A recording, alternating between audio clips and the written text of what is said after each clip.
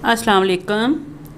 क्या हाल है दोस्तों? उम्मीद है आप सब अपने अपने घरों में खैर व आफियत से होंगे। आज हम आपको आलू बैंगन, खट्टे आलू बैंगन हैदराबादी स्टाइल में बनाना बता रहे हैं। चलिए शुरू करते हैं। सबसे पहले जिन चीज़ों की मुझे ज़रूरत है वो मैं आपको बता देती हूँ। ये बैंगन है, मैंने आधा किलो लिए हैं। इनको क्यूब्स में, बड़े बड़े स्लाइसिस में मैंने काट लिया है, नमक लगा के पानी में धो के। और ये आलू हैं, ये भी मैंने नमक वाले पानी में धो लिया है, या आप सादे पानी में धो लीजिएगा।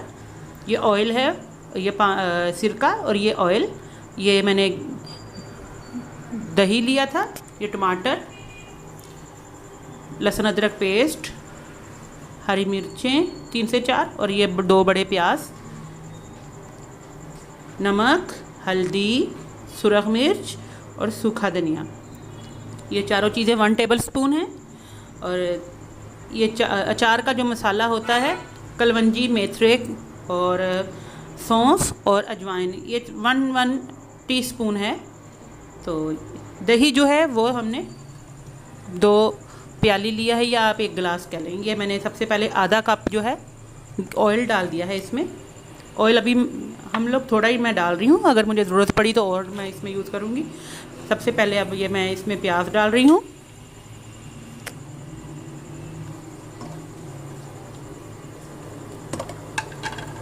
ये हमारा प्याज इसमें चला गया।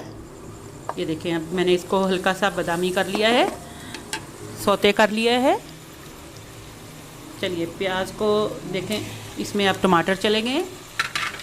प्याज थोड़ा सा नरम हो गया तो हमने इसमें टमाटर डाल दिए हैं, और साथ ही ये हरी मिर्च और जो 2 चम्मच लहसुन अदरक का पेस्ट था वो चला गया। हरी मिर्च तो 3 से 4 अदद हैं। आप ज़्यादा तीखा पसंद करते हैं तो आप ज़्यादा भी कर सकते हैं इनको। ये चलिए हमने इनको भी भून लिया है।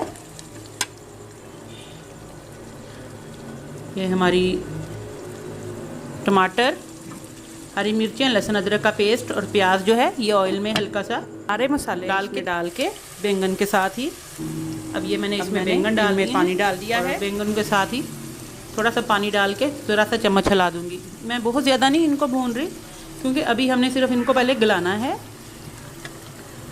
बैंगन डाल के तो थोड़ा सा आधा कप पानी डाल के, तो अब इनको आप कवर कर दें ताकि बैंगन जो है हमारे वो थोड़े सॉफ्ट हो जाएं। अब ये देखिए, ये बैंगन हमारे सॉफ्ट हो गए 10 से 15 मिनट में। अब मैं थोड़ा सा इनको चम्मच की मदद से ही नरम करके अब आलू डाल रही हूँ। ये आलू भी हमारे चले गए हैं इसमें। इनको भी थोड़ा सा हम मिक्स कर लेंगे।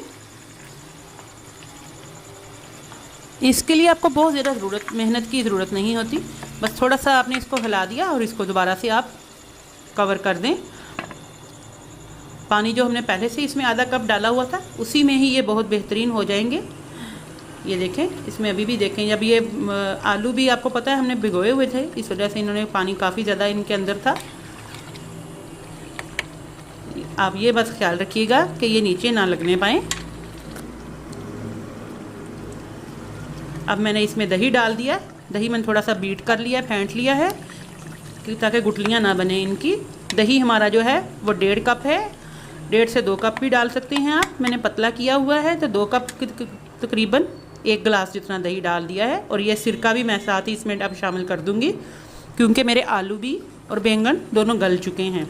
इनको एंड में डालने का मकसद ये है कि आपको इसमें खटास या खटाई के लिए जो है आप इमली का पल्प भी डाल सकते हैं। ये देखें, ये कितने अच्छे हमारे आलू बैंगन जो हैं और ये भुन के तैयार हैं। ये देखिए, ये सारा जो है इनका मसाला कितना ज़बरदस्त लग रहा है। प्लीज़ हमारे चैनल को लाइक कीजिए, सब्सक्राइब कीजिए। उम्मीद है आपको आज की वीडियो पसंद आई होगी। अल्लाह हाफिज़।